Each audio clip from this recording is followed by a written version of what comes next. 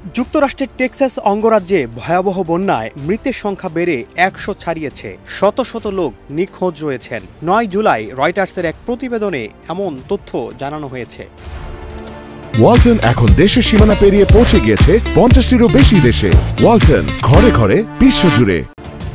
Texas রাজ্যের মধ্যাঞ্চলে গোয়াদালোপ নদীর পানি আকস্মিকভাবে বৃদ্ধি পেয়ে ভয়াবহ বন্যা দেখা দিয়েছে। এ পর্যন্ত নারী ও শিশুসহ কমপক্ষে ১১০ জনের মৃত্যু নিশ্চিত করেছে কর্তৃপক্ষ।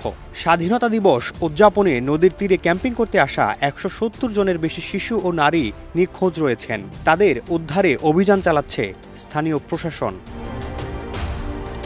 নিখোঁজদের খুঁজতে উদ্ধারকারীরা সর্বাত্মক চেষ্টা চালাচ্ছেন বলে জানিয়েছে স্থানীয় কের কাউন্টি শেরিফ অফিস। উদ্ধার অভিযানে ১৭ ড্রোন, হেলিকপ্টার ও শতাধিক কর্মী অংশ নিয়েছেন। শেরিফ লেরি লেইথে জানান, শুধু কের কাউন্টিতে ৮৭ জনের লাশ উদ্ধার করা হয়েছে, যার মধ্যে ৫৭ জন প্রাপ্তবয়স্ক ও ৩০ জন শিশু রয়েছে। গোয়াদালুপে নদীর তীর থেকে ৮৫০ জনকে উদ্ধার করা হয়েছে। কেউ কেউ গাছে আশ্রয় নিয়ে প্রাণ বাঁচিয়েছেন।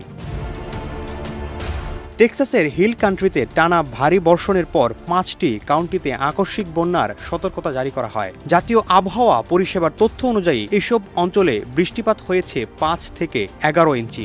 বন্যা কবলিত এলাকায় উদ্ধার কাজে স্থানীয় সংস্থার পাশাপাশি ফেডারেল, প্রতিবেশী অঙ্গরাজ্য ও মেক্সিকোর উদ্ধারকর্মীরা যোগ দিয়েছেন। তবে ৪ দিন পেরিয়ে যাওয়ায় জীবিত উদ্ধারের আশা কমে এসেছে। সরকার আব্দুল্লাহ তুহিন, দেশ রূপান্তর।